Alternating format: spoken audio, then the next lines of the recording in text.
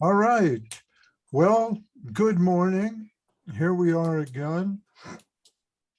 This is Gita Talks, and we took a long break. And sometimes when you take a long break, the students like to take a long break also. And one long break turns into a vacation, and vacation turns into forget about it. So here we are. Hey, there she is. It's Leelavati. You look like you're on an airplane. Are you on an airplane? Ты в самолете? Спрашивает Махайоги Прабhu. Maybe it's a bus. Yes, I think that she has no microphone. She's in the bus. She's from Israel actually, and now she's going from Haifa to Rosh Pina to another city. She's from Austria or Australia? Israel. Oh, Israel. Okay, shalom. Shalom. Shalom, Mazel Tov, as we say in Israel. Mazel Tov, there she is. Hi, Leelavati. Dandabat, Hare Krishna. It's good to see you, and thank you for tuning in. Well, we're going to try to read some of the 12th chapter of the Bhagavad Gita today and see how far we can get. Let me give the invocation here. It's curious to me that this invocation is from Shankaracharya. And Shankaracharya gives very high praise to the Gita in his Gita Mahatmyam. He says, Gita Dhyana Shilasya Pranayama Parasya Cha Naivashanti Hipapani Purva Janma Kritani Cha. He says, if one reads Bhagavad Gita very sincerely and with all seriousness, then by the grace of the Lord, the reactions of his past deeds will not act upon him. Maline mokshanam pungsham jalasnanam dine dine sakrid gitam ritashnanam samsara malanashanam. One may cleanse himself daily by taking a bath in water, but if one takes a bath even once in the sacred Ganges water of the Bhagavad Gita, for him the dirt of material life is altogether vanquished. Gita sugita kartavya kim anyay shastra vistarai yasvayam padmanabhasya mukham padmad vinishrita. Because Bhagavad Gita is spoken by the Supreme Personality of Godhead, one has no need of reading any other Vedic literature. One need only attentively and regularly hear and read Bhagavad Gita. This one book, Bhagavad Gita, will suffice because it is the essence of all Vedic literatures spoken by the Supreme Personality of Godhead. Bharatamrita sarabhasvam Vishnu vaktrad vinishritam Gita gangodakam pitva punar janma navidyate. One who drinks the water of the Ganges attains salvation. So what to speak of one who drinks the nectar of Bhagavad Gita? Bhagavad Gita is the essential nectar of the Mahabharata, and it is spoken by Lord Krishna himself, the original Vishnu.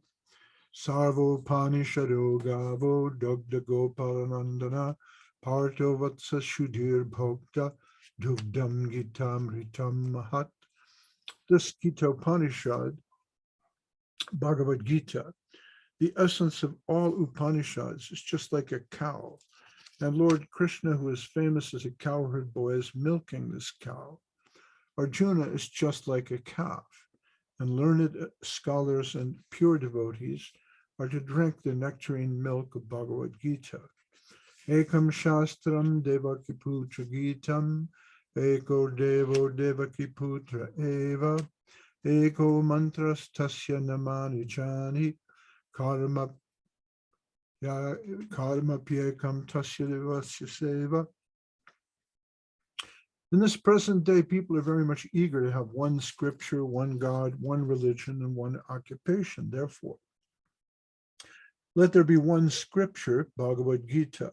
Let there be one God, Sri Krishna, and one mantra, Hare Krishna, Krishna Krishna, Hare Hare, Hare Rama, Rama Rama, Hare Hare.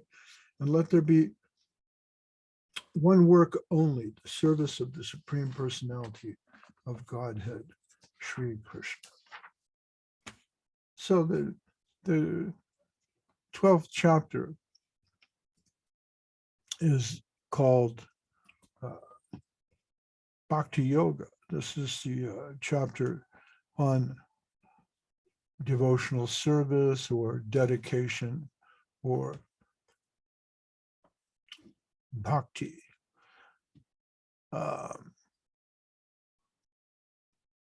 In the earlier chapters, different paths have been described by which one understands Atma Gyan. And this relative positions of karma yoga, and jnana yoga, or offering oneself in sacrifice or developing spiritual knowledge. These were all explored, but beginning with the 7th chapter, Krishna begins talking about the idea of bhakti, or dedication, or devotion. And the idea that you could mix a certain amount of love of God with fruitive activities or with meditation was explored. But here, Krishna really sets bhakti aside as a higher path. So now in the 11th chapter, Krishna reveals himself as God to Arjuna. And Arjuna seems to be a little bit puzzled because he's seen this incredible display of divine opulence. So he asks this question. He says, Arjuna uvacha evam satati yukta ye bhaktastvam paryapasate ye chapyaksharam avyaktam tesham ke yoga vitamaha. He wants to put aside his doubts about these different yoga paths. So he asks Krishna, he says, who are the best knowers of yoga?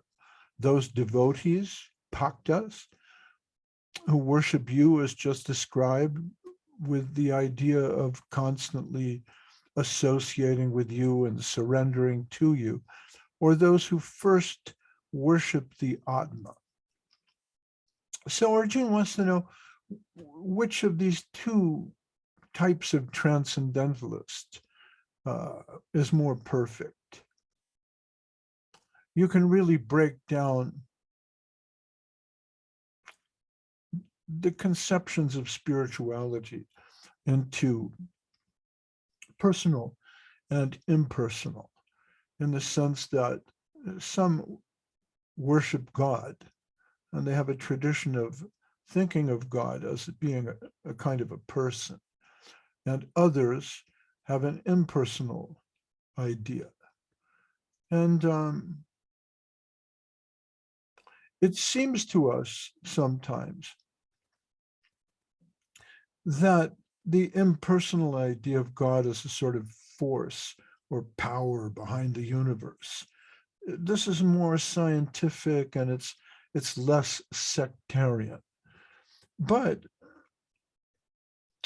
a belief in a sort of impersonal God is every bit as sectarian as a belief in a personal God. The idea that sectarianism as such should be considered evil is really sort of a 20th century construct. And it's also ironic that even in impersonal traditions like Buddhism, people worship personal forms of the Buddha. I've been to Thailand and visited Buddhist temples there, and they have statues of Buddha everywhere, idols, if you like, of Buddha, and they pray to the idols for money, good luck, good marriage, and all these things. Whereas Buddha himself repudiated all these different ideas of personal divinity. But thousands of years later, his personal form is worshipped and prayed to by his followers. So it may be that since we are persons, it's really natural to see personal forms everywhere. And why not consider God as personal? But Arjuna is worried that perhaps his personal worship is somehow naive, and great sages and wise men seem to follow this impersonal path. And which path is best? He wants to ask Krishna. And so Krishna replies that one whose mind is fixed on the personal form of Godhead, he says, Sri Bhagavan Uvacha, Maya Veshya Manoje Mam Nitya Yukta Upasate. This is an important expression, Nitya Yukta Upasate. Shraddhaya Parayo Petas, and Shraddha means faith. So he says, one whose mind is fixed on the personal form of Godhead, Bhagavan Sri Krishna, who always engages with great faith in serving and worshiping the personal God, Krishna, is considered the best of all yoga practitioners. And the word yukta and the word yoga are very closely related.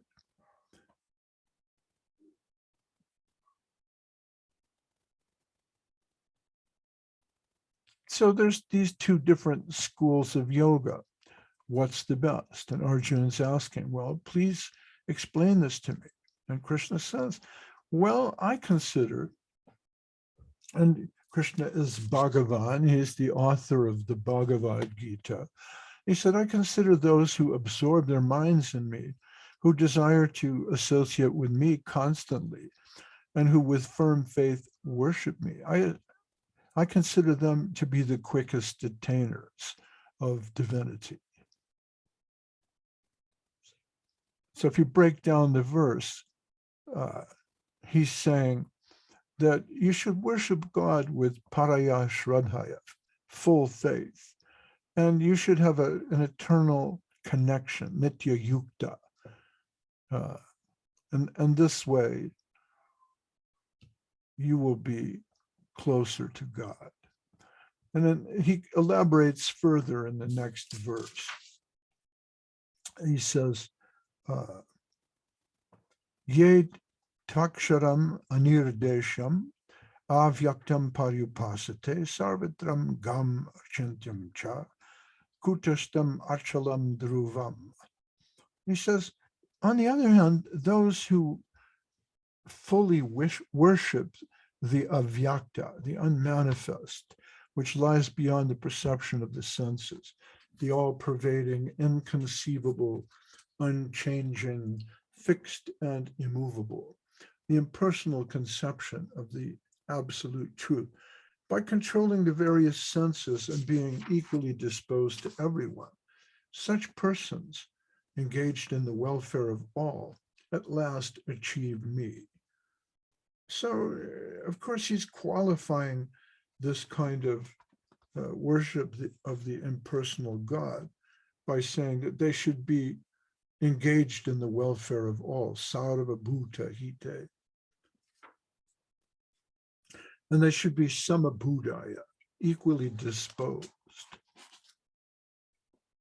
He says, on the other hand, this is very commented on, klesho dikatarastesham avyakta sakta chetasam avyakta higatir dukham dehavad bir avapyate. For those whose minds are attached to the unmanifest impersonal feature of the Supreme, advancement is very troublesome. To make progress in that discipline is always difficult for those who are embodied. So he's saying it's very artificial to be a confirmed impersonalist in a personal world. It, as I said before, it seems that by taking this stance that everything is energy or force, you're being more scientific. But even if you listen to the scientists and impersonalists, you'll find a lot of personal language sort of sneaks in to what they're saying. They tend to personify the universe or treat it like a living entity with a personality, because it's more or less inevitable. So that's why Krishna here, he says, it's difficult to try to be devoid of personality. So Krishna here, in a way, he's offering an olive branch of peace to the followers of Shankaracharya and impersonalists. He's saying, oh, well, they also attain me. But later he says, but it's troublesome. Now, Bhaktivinoda Thakur comments. He says, the Lord's statement, the worshippers of Brahma also reach me, should not be misconstrued to mean that the impersonalists are on an equal footing with the devotees. And this word impersonalist, it's sort of interesting. It encompasses nihilism. It encompasses everyone who considers sort of a vague God with no qualities. The clue as to how the impersonalists can also reach Krishna has been given in the writings of Bhaktivinoda Thakur. This is from Sridhar Maharaj's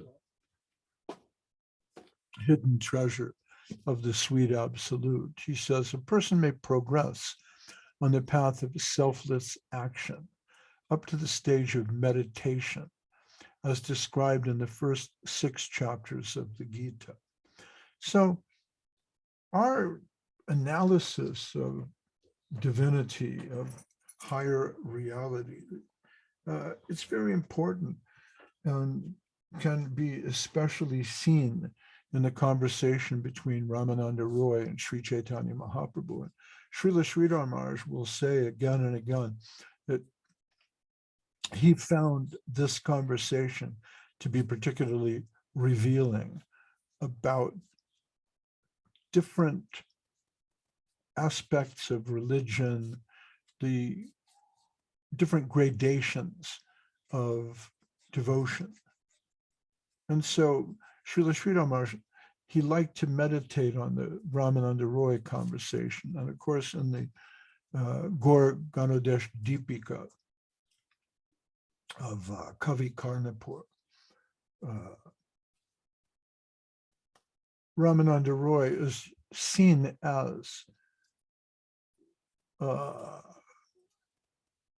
another incarnation, if you like, of Arjuna, where he draws of course, we know that Ramananda Roy has a very high sort of rasic position, but if you think about the nature of his contribution, it's similar to that of Arjuna in that Arjuna draws the Bhagavad Gita out of Krishna. And in the same way,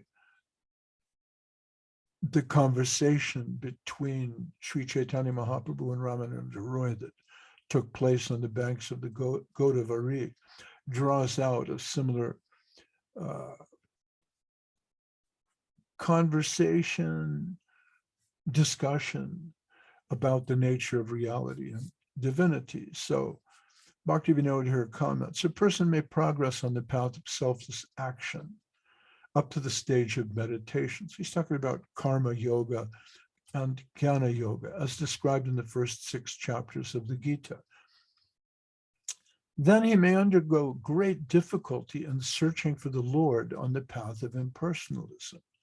So you can come to the stage of seeing God everywhere and seeing God in everything.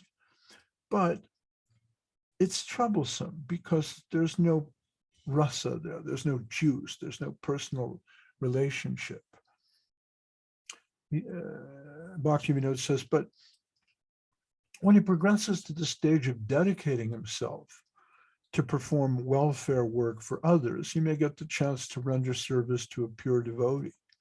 For example, if he engages in running a hospital, if some service is even unknowingly rendered to a devotee, one's devotional merit begins, and this is called agyata sukriti. So in the second chapter of the Srimad Bhagavatam, there's a conversation between it's the first canto, between Vyas and Narada Muni. And Vyas asks his Guru Dev, Narada Muni, how did you come to this realization? How did you come to this position? And Narada Muni explains, well, somehow I came in contact with some Vaishnavas, with some devotees, and I rendered them some service. And by dint of that service, I came to develop faith. So by association with a devotee, sadhu sangha, one develops faith or shraddha. And as one's faith develops in the personal form of God, one abandons the attempt to attain to the impersonal Brahman. And even followers of Shankaracharya and experts in yoga will incorporate some kind of bhakti in their practice because it's very difficult to maintain the kind of austerity and renunciation that they aspire to without getting some sort of higher taste. So you'll see even in the ashrams of impersonal scholars and pundits in India, they'll sing bhajans to Krishna. And with such faith, one takes shelter of a bona fide guru, engages in the devotional practices based on hearing and chanting the holy name and glories of the Lord, and progresses on the path back home, back to Godhead. This is also very important because without the guidance of a guru, all this book knowledge is very theoretical, and it's difficult to advance on the path. Initiation by a bona fide guru is not easy. One has to find, first of all, one has to find a bona fide guru, and this is not so easy to do. Many people advertise themselves as experts in spiritual knowledge. I'm reading this book for you. I'm not a guru, but I've heard these things from my guru. But if you're really interested in entering into the inner meaning of Bhagavad Gita, this is esoteric literature, and most people will not be able to give you the real idea. They can show you the bottle of honey, but you will be licking the outside of the bottle of honey thinking, oh, this glass tastes so sweet. If you don't come to the position of finding a real guru. So Krishna is telling you, he's saying, well, there's some sort of spiritual something to be gained by meditating on the absolute in an impersonal way. But I am the ultimate goal, and the unmanifest, the avyakta or Brahman, is only a relative position.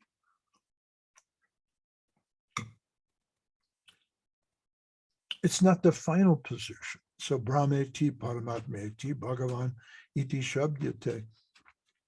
In the Shastra, you can see all different kinds of points of view, but they can be reduced to three important points of view. Brahman, or the unmanifest divinity everywhere, the supreme force, the infinite in a general way. Paramatma, which is the personal voice of God within all of us. And Bhagavan, which is God himself, as Narayan, Vishnu, Ram, Mathura Krishna, Dwarka Krishna, Vrindavan Krishna. I'm the ultimate goal, Krishna says, because the absolute position is mine. Only if the impersonalists serve others, they may thereby come to me, because the only way to come to me is through a Vaishnava. And Bhaktivinoda cites Jada Bharat in the 5th canto, where he tells Rahugana, Rahuganai tapasana jati nachejaya nirva panad grihadba narchandasa naiva jalagni surya vina mahatpada rajobhishekam. He says, without bathing in the dust of the holy feet of the devotees, the Mahabhagavat Vaishnavas, one cannot know the Supreme Lord by adopting the religious life of brahmacharya, grihastha, vanaprastha, sannyas, or by worshiping the gods of water, fire, and the sun, and so on. So you can perform all these different sorts of rituals, rules and regulations, disciplines, austerities, renunciation, but this will not get you to the highest plane of God realization. Prahlad Maharaj says, Naisham matistavad urukramangrim sprishyatanarta pagamo jadarta mahiya sampada rajobhishekam nishkinshanam na vrinita javat. He says, as long as persons of mundane mentality have not been bathed by the dust of the lotus feet of Lord Krishna's surrendered devotees who are free from mundane attachment, they cannot have a touch of Krishna's lotus feet, which are the destroyer of all obstacles. So in this verse, or in this text, where Krishna says, they also attain me,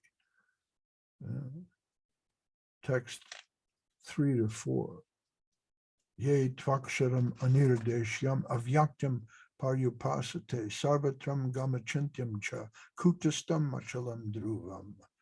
He says, well,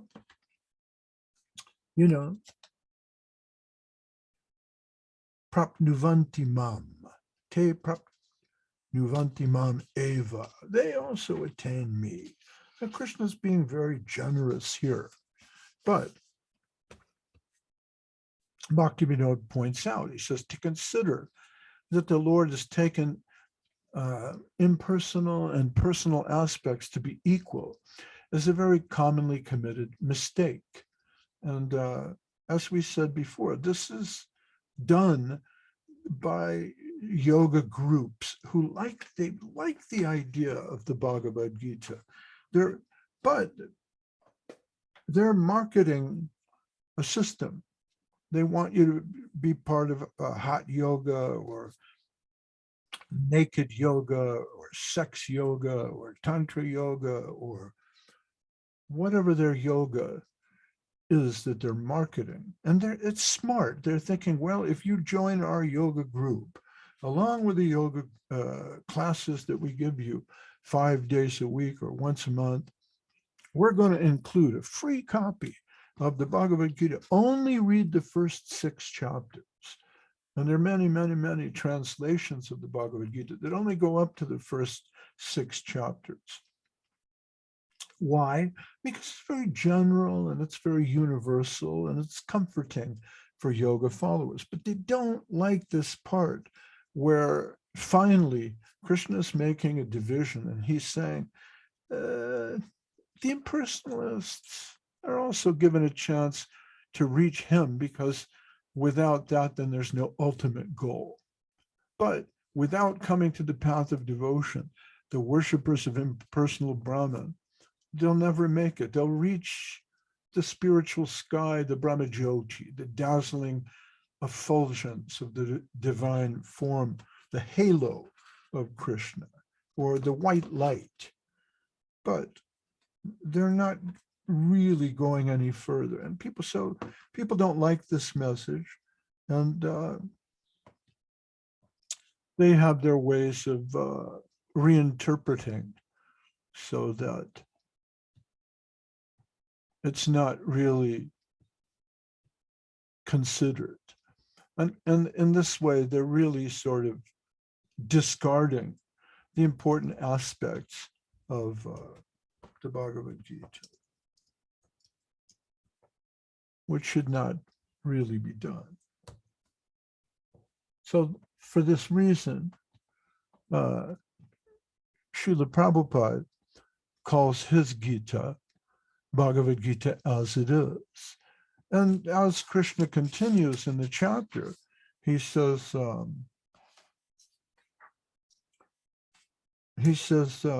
tu sarvani karmani. He makes a distinction. All right, so those are the impersonalists. We know they're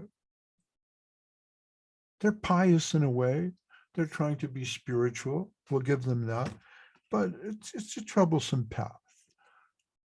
And then Krishna says, Ye tu sarvani karmani, mayi sanyasya mat paraha, ananyenaiva yogena, mam dhyayanta upasate, teshamaham samudharata, mrityu sangsara sagarat, bhavami narchirat parta, maya veshita chetasaham. He says, but those who offer all their actions to me, take refuge in me, their hearts absorbed in thought of me in pure devotion. And those who worship and adore me, O Partha, I swiftly deliver such dedicated souls from the deathly ocean of material suffering. So there's a big distinction being made here. Now, there was a question from one of our one of our friends here at this point on to verse 6 to 8.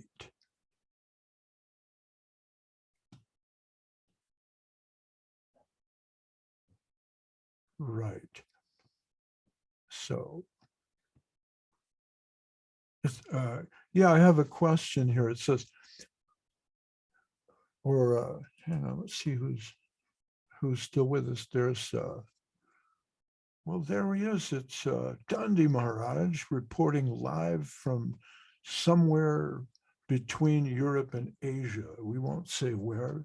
He's at a secure, undisclosed location.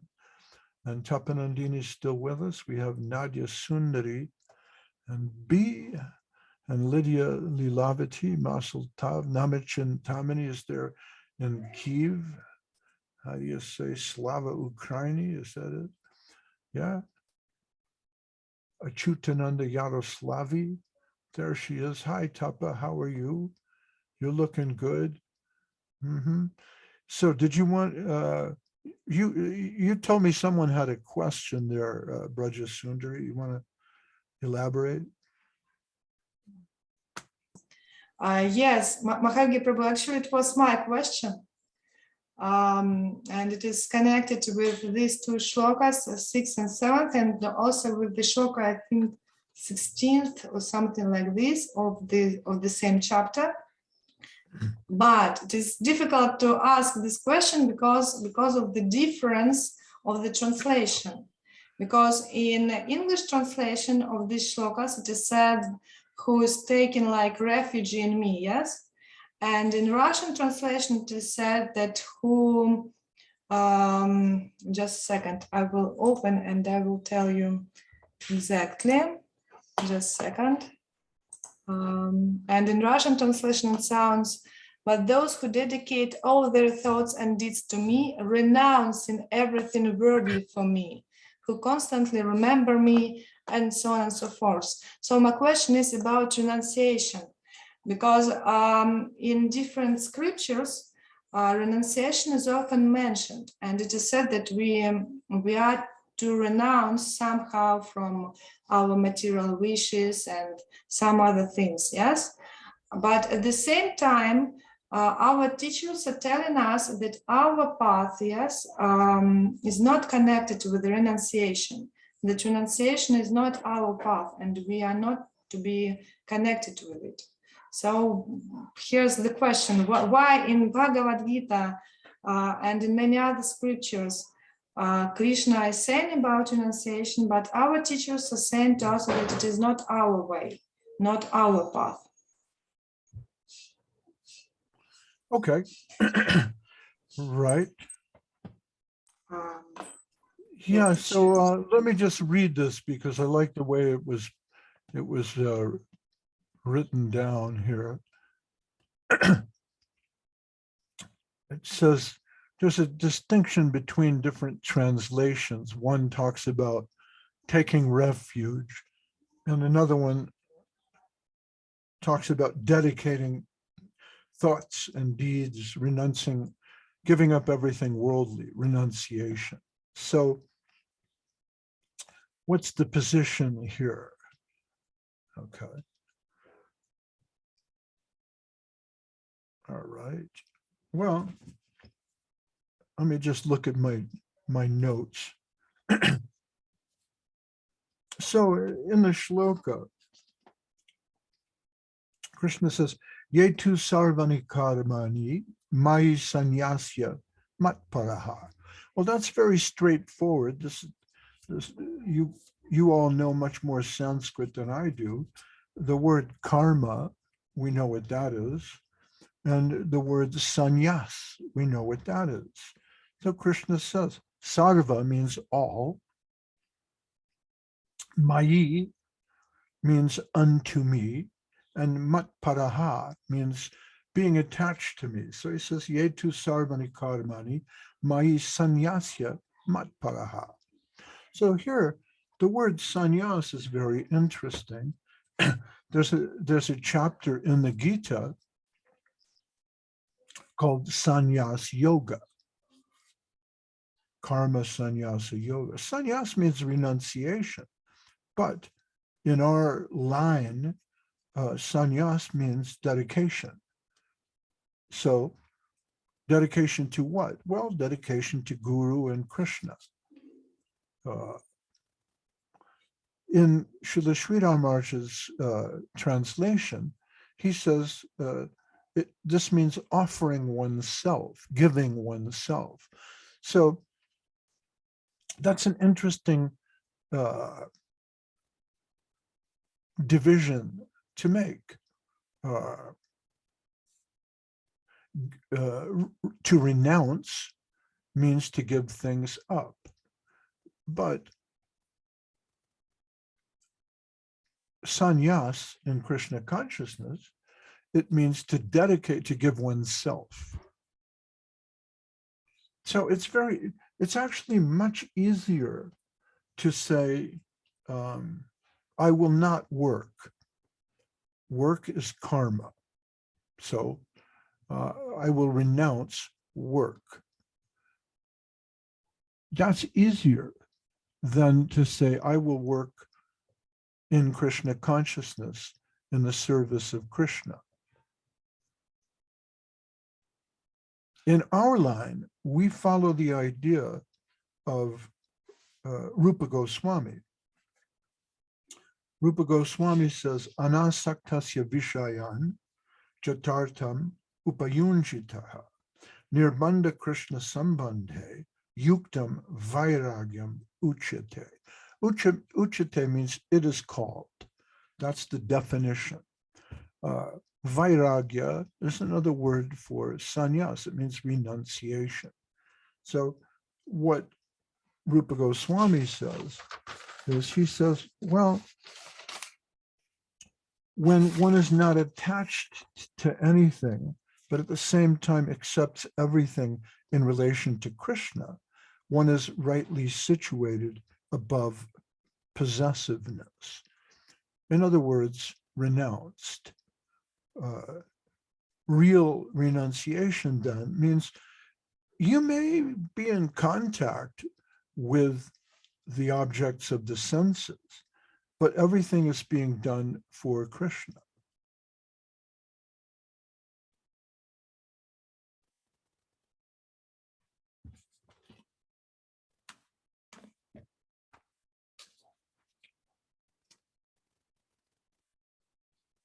Prabhupada says, the purport of this verse is that one should not engage in the different processes of karma or cultivate knowledge by mental speculation.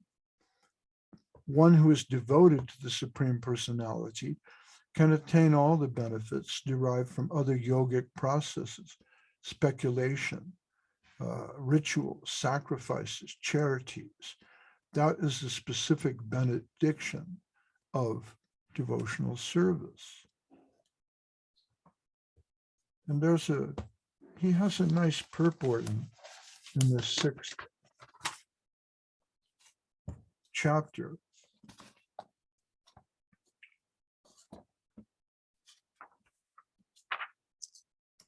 Where he quotes the verse by Rupa Goswami.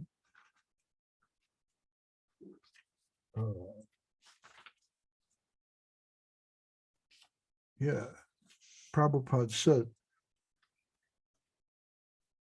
the first business of a transcendentalist is to keep the mind always on Krishna. So instead of thinking, oh, this is bad, that's Maya, don't look over there. Oh no, she's Maya, can't look at her. Ooh, she's a woman. Watch out for the woman. No, keep the mind on Krishna. See, one should always think of Krishna and not forget him, even for a moment. Concentration of the mind on the Supreme is called samadhi or trance. In order to concentrate the mind, one should always remain, one idea is you can be secluded. You can go to the ashram and sit in a room with the walls painted white and no external objects and meditate. But this is external. A Krishna conscious person well knows that everything belongs to Krishna, and thus he is always free from feelings of personal possession. As such, he has no hankering for anything on his own personal account. He knows how to accept things in favor of Krishna consciousness and how to reject things unfavorable. He's always aloof from material things because he's always transcendental. Therefore, a person in Krishna consciousness is the perfect yogi.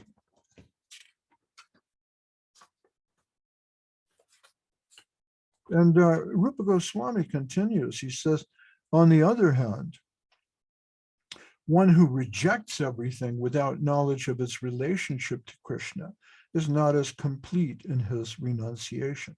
He says, vairagyam falgu katyate. So I hope that sort of answers your question. For example, say you have to preach to some devotees in Siberia. So you need to get on an airplane to do that. And to get on the airplane, you need money, you need a ticket, you need a passport, you need to go through security. Maybe you can't, if you wear your devotional clothing, they might stop you and ask you questions at security. So you wear a hat, you put on a suit and tie, but you're not thinking, oh, I need a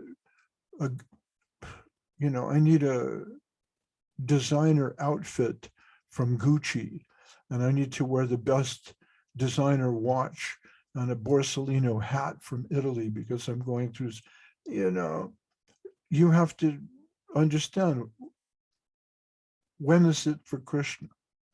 And that's very, very difficult, boys and girls. That's a question of conscience. At some point, it's nice if the guru is there and the guru is always telling you, don't wear those shoes, wear these shoes. Um, you know, don't eat that, eat this. But the guru is not always there to hold your hand, just like mommy and daddy are not always there. Some people are very fortunate, even when they're in their 60s, their mother and father are still living. Avadut Maharaj, he has Vijay Raman. What a great human being, you know.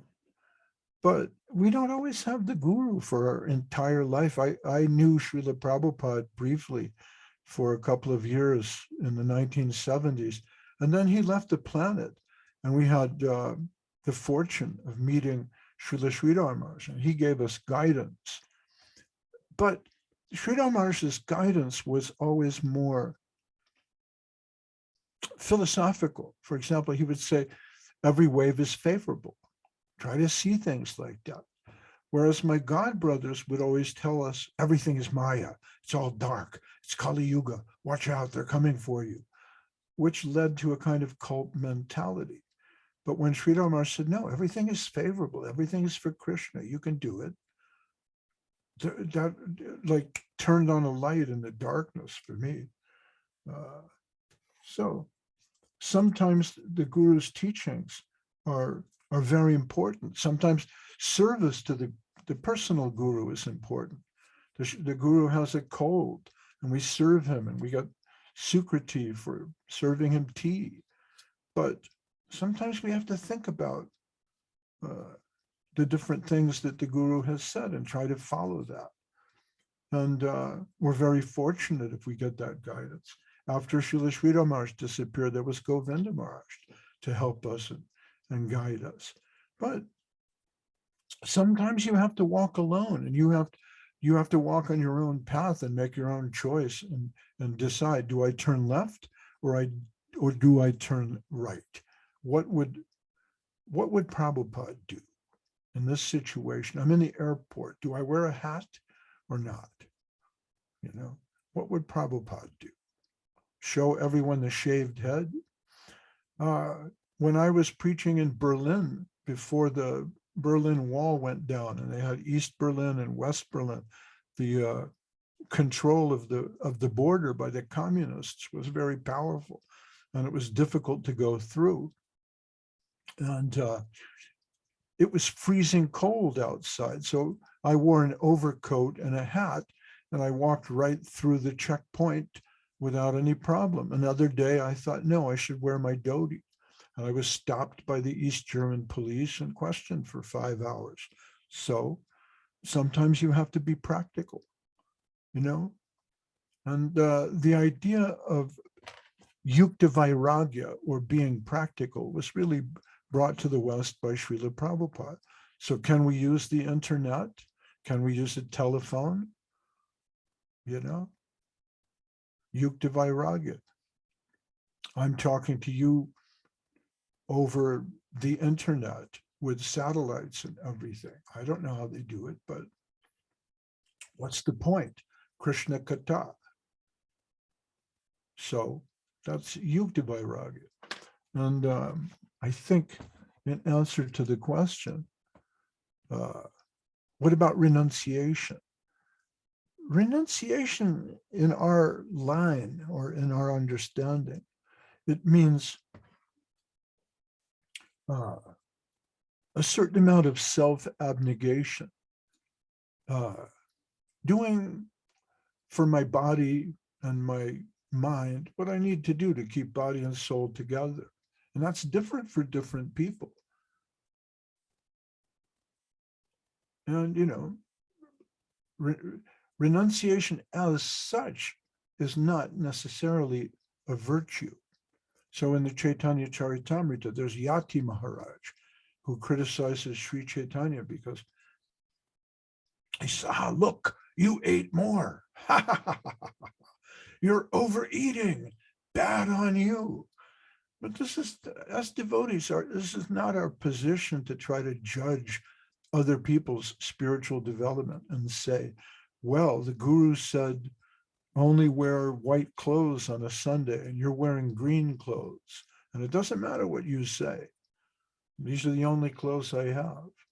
No. Guru Dev said, So it's not our position to keep people in line. This is not the Catholic Church, you know, I think. That's my opinion. But anyways, there's this nice verse by Rupa Goswami, you know, anasaktasya vishayan yatartam upayunjataha nirbandha Krishna sambandhe yuktam vairagam uchate. Krishna sambandhe means in connection, sambandha, with Krishna. Then he says, you know, prapanchikataya budya hari sambandhi vashtuna. If you can't see things in connection with Krishna, but parityago, you're being externally renounced, that's not really what we're going for. So that's about an hour. This might be a good place to stop. So there's these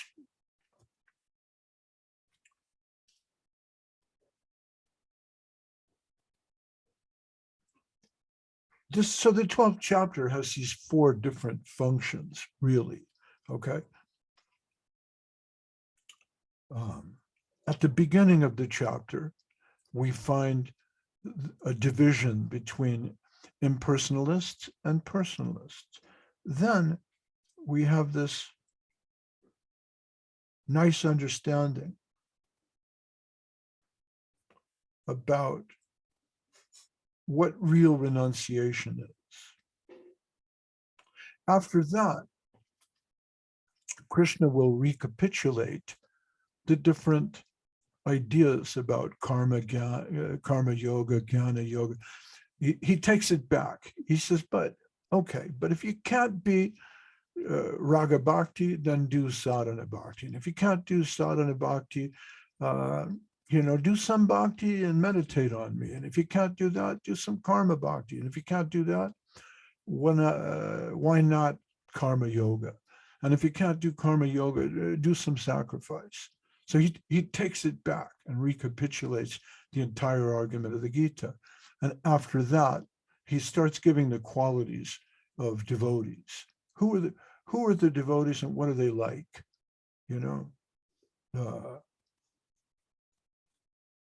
They're compassionate, they're non-envious, they're tolerant, stoic to some extent.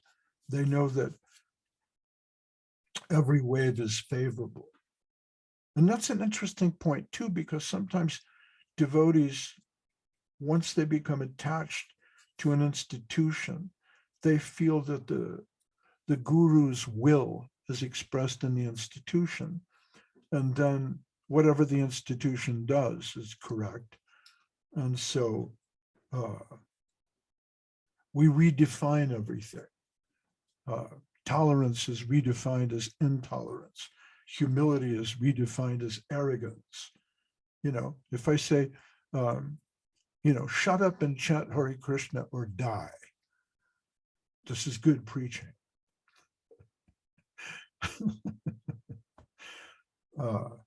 Why? Because I'm helping you.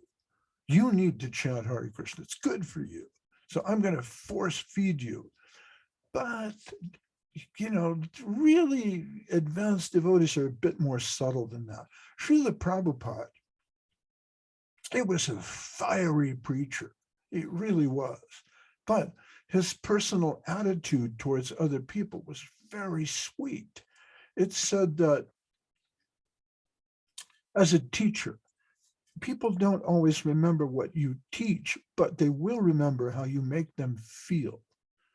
So if you're preaching hellfire and brimstone, but you make people feel happy, people like that, and they'll remember that. John Paul II, he was a very strict, traditional Catholic Pope, but he played with children. He made people happy. Everybody loved him all over the world.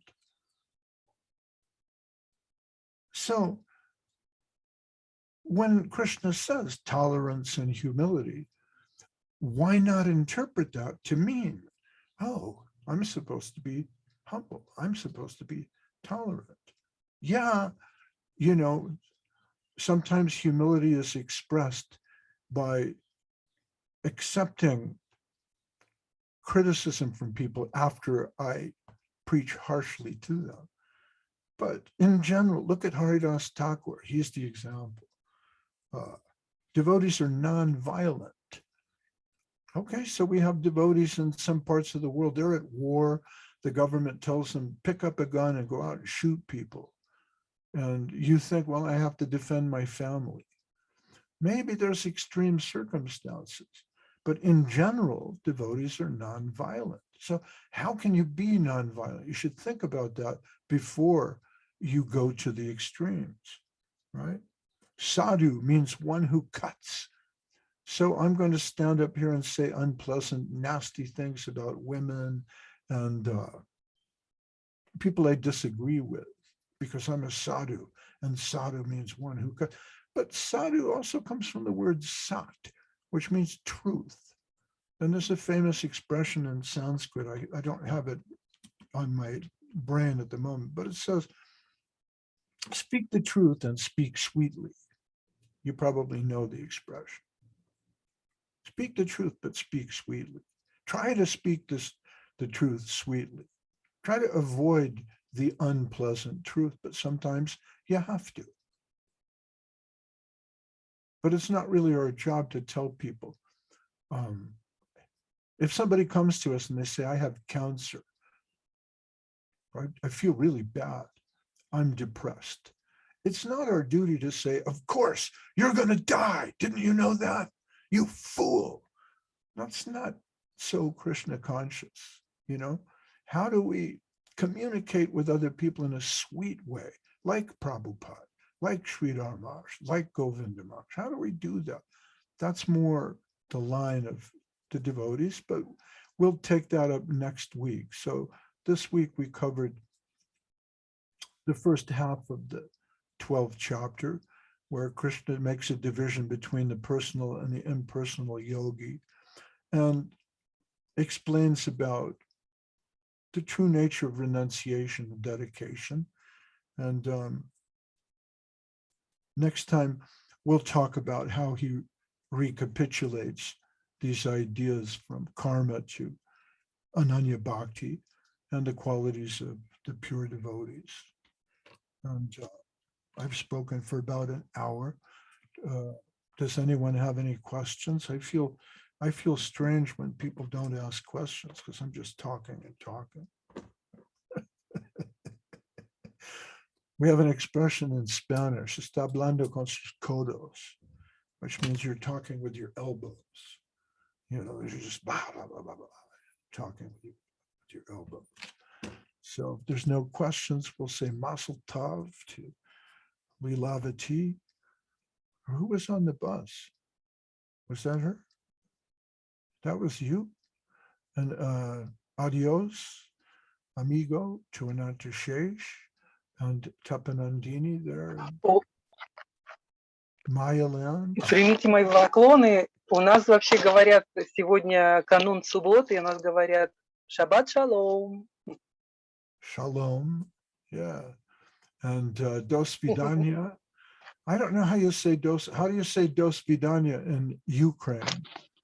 Anybody? I don't know. До побачення. До побачення. Yeah, it's too difficult. You know, I'm old now. It's hard for me to learn new. Дякую. I'm losing my hearing, so it's hard for me. Say again. Nadia, say again. Дякуємо. До побачення. Дякуємо. It's thank you, and goodbye, it's до побачення. До побачення. До побачення. I don't know. I'll look it up on the internet. I'll know next time we do this, okay? But good luck to all the friends in Kyiv, Moldova, you know, wherever you're tuning in from. Lachta. Say hello to Pritu and my old friends there, and good luck to you over there in SCSM 360, Dandi Maharaj. How is everything, Dandi Maharaj? Are you all right? Yes, Maharaj. By the mercy of Vaishnavas. And personally, by your mercy also. Everything All is right. good. Well, pray for my soul. Okay? You pray for my soul. All right, thank you very much. We're sorry about the, we took a little vacation, but we're back. Махайоги Прабhu ки джай. Джай Махайоги Прабhu. Gaura Bhaktivinoda ki jai. Jai. Everybody, Видван jai. Махайоги. Adios. Haribol. Джай. Дандавац, дандавац. Всем большое спасибо. Thank you to everybody. Мы вас ждем на следующей неделе. Будем продолжать читать Бхагавад-гиту, вторую часть 12 главы. Примите, пожалуйста, наши поклоны. Простите за вынужденный перерыв, но мы продолжаем. Дандават. Джай. Джай, Данди Махарадж. Джай. Махарадж, примите, пожалуйста, поклоны тоже наши. Я передал Гурудеву. Джай, Дандават. Bye-bye.